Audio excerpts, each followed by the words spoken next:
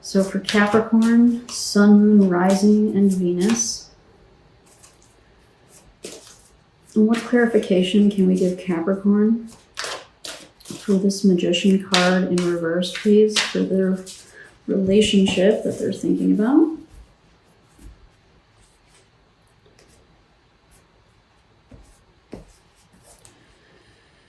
All right, the Eight of Swords. The Four of Pentacles. And the Knight of Swords.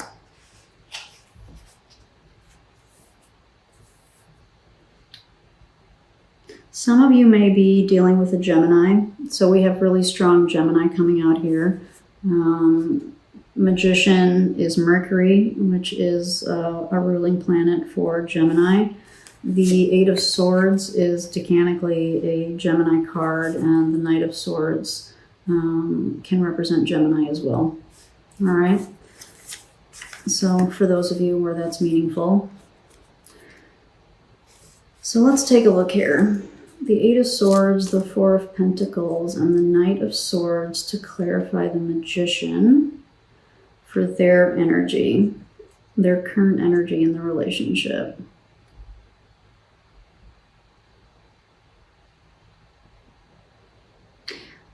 What I'm getting here, Capricorn, is that I don't know that they are very easily able to focus. They may be getting pulled in way too many directions.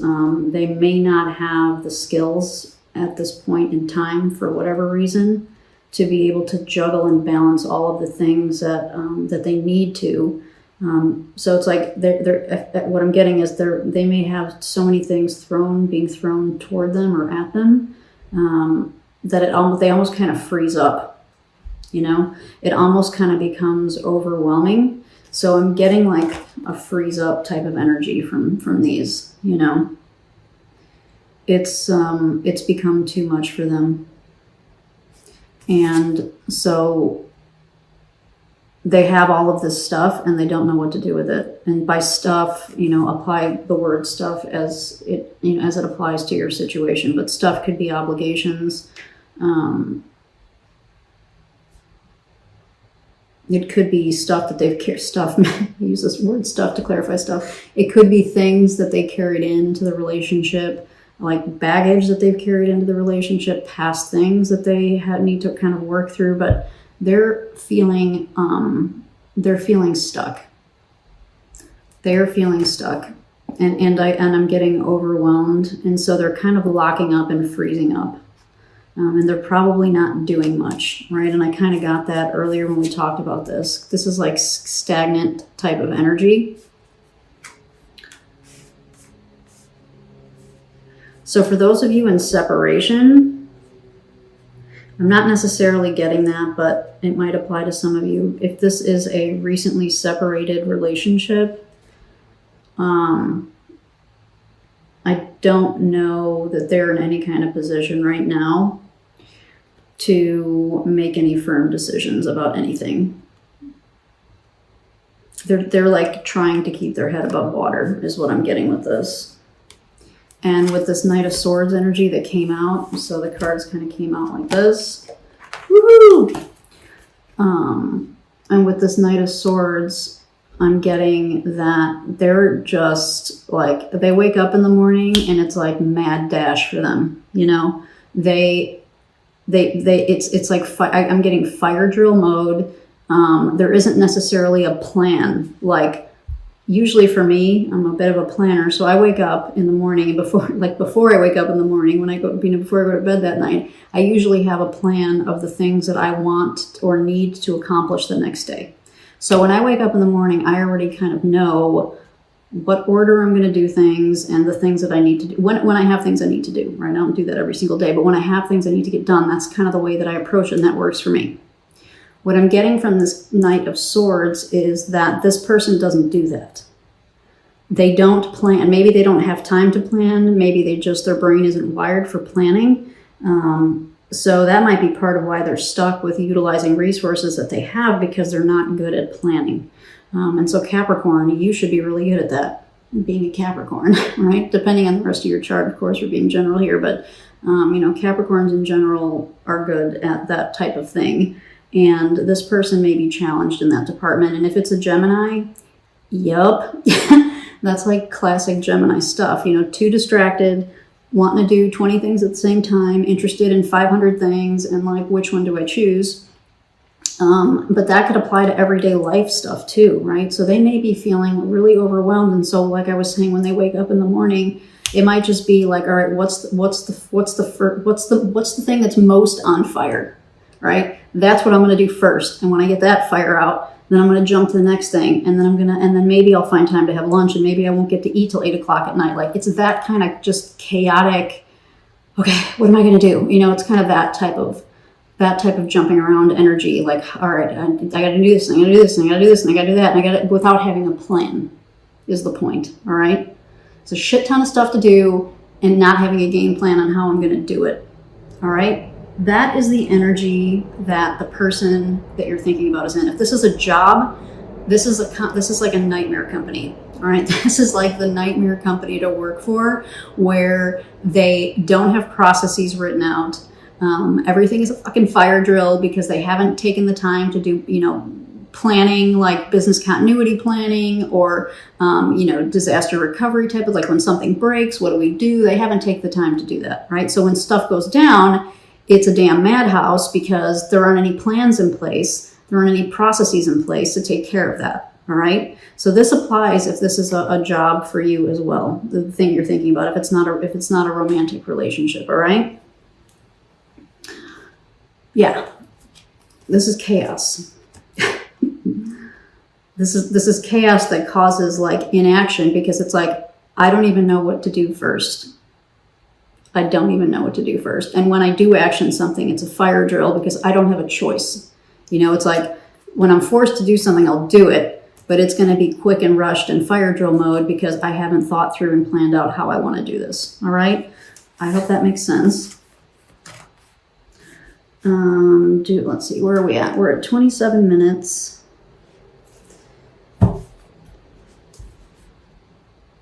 All right, I think we have a feel for kind of where they're at. I'm not going to get any more clarification there because this desire in reverse falls into exactly what we just talked about. So I don't think we need to get more on that. I do want to look at one more thing, Capricorn. And I was really interested when I pulled these initial base cards for your reading, because remember the relationship came up as love. And I thought, oh, yay, finally, like a super happy reading. I haven't had one yet. And I'm like, oh, that would be so cool. And then I got the Ace of Cups for the obstacle, and I was like, huh? What is that about? All right, well, we got clarification on this Ace of Cups. So we spent a good, probably a good 7 minutes talking about that. So now I really want to look at this. The overall energy of this relationship, which came out as love, or the Lover's card, which, dang it, that's Gemini too. Holy crap, Capricorn. Maybe you are dealing with a Gemini. I missed that when we were talking about the Gemini stuff. The Lover's card is Gemini. It's the major arcana version of Gemini. All right. So for Capricorn, Sun, Moon, Rising, and Venus. And please get clarification on this love card for the general energy of the relationship.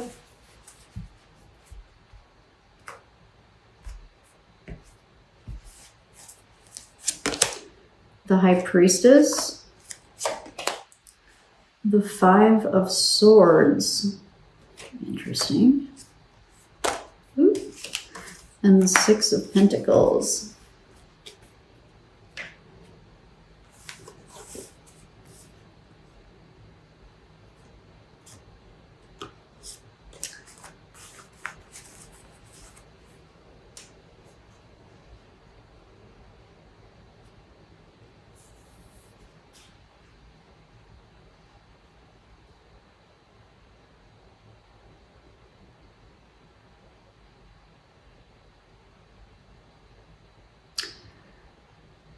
Wow.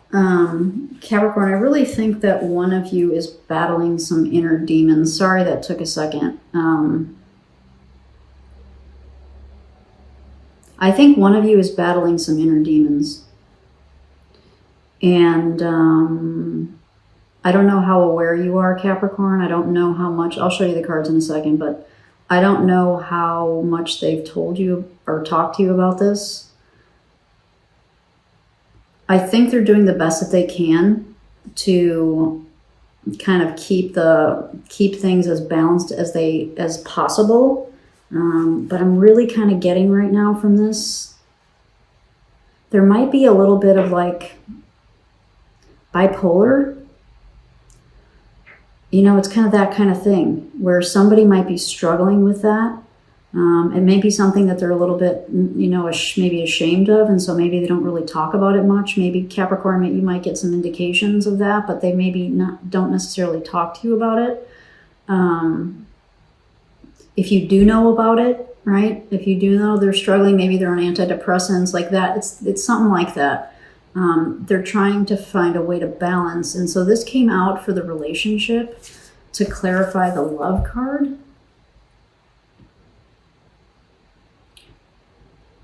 If this is the underlying energy of the relationship, then there are definitely some things to get worked out and worked through to make this relationship a success long term, which now it makes sense, right? So we talked quite a bit about going from the 1 to the 10 and all the different steps that we need to do over the years to kind of get to this place. Now I'm kind of understanding what this is about.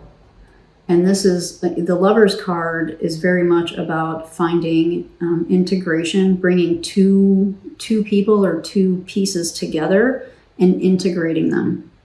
It's another variation of a balance card, right? The Lover's card is a variation of that, you know, but more from an integration standpoint. And so this may be why this came up the way that it did to represent the relationship, because if you guys are trying to figure out how to integrate all of the responsibilities that we've talked about that are coming out here, plus one of you is dealing with depression or bipolar or something like that, sometimes love isn't enough, right? And I hate to say that because we're love, like the love, when we say love, when I say love, I'm not talking about universal love, the stuff that I believe that kind of connects all of us. That's not the kind of love that I'm talking about here. I'm talking about the way that most of us define like relationship love. When we really, really care deeply about somebody, so love that way, sometimes that's not enough to help us to figure out how to get from the 1 to the 10. Especially if somebody is struggling, right? Especially if one of them, and bipolar could be very serious, depression can be very serious. So while there's clearly, you clearly care about each other, and I am getting that this is really more a current relationship, right? You guys are really doing the best that you can to keep this thing afloat, this thing being the relationship. And again, apply this if it's a work relationship, because we talked about how that could apply a little bit ago. But there's some stuff going on here in the background that is causing a challenge to your love, right? To the integration.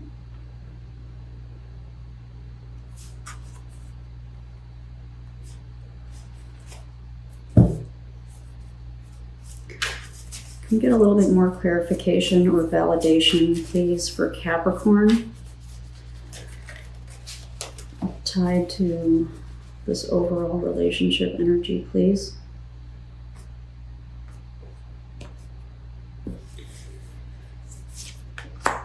The Page of Swords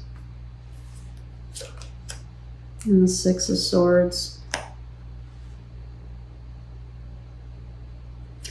Yeah, something's going on, Capricorn. I'm guessing it's the person that you're thinking about. If it's not a person, it's the job, kind of nightmare job scenario that we talked about, but this applies as well. The swords are all about our mental energy, the way that we communicate, it's up here. And more Mercury too, right? So there's such strong Mercury coming through in this reading through Gemini and through the swords.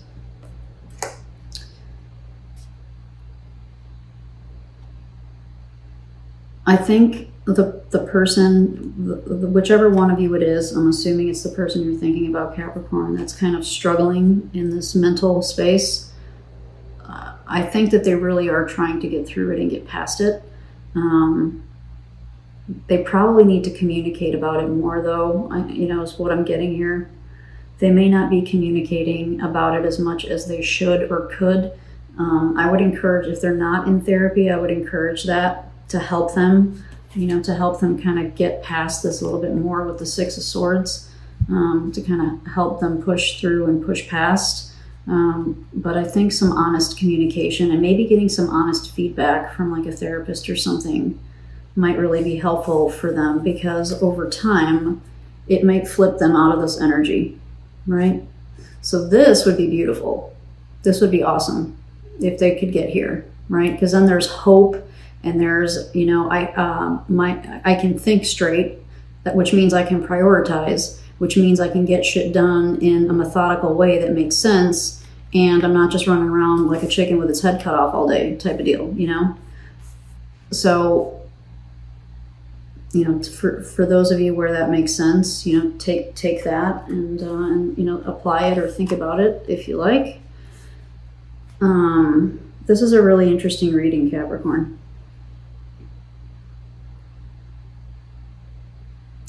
All right, I'm going to get you some a couple parting messages from the Animal Spirit Oracle for this relationship. So for Capricorn, Sun, Moon, Rising, and Venus, what parting messages can we give to Capricorn for this relationship?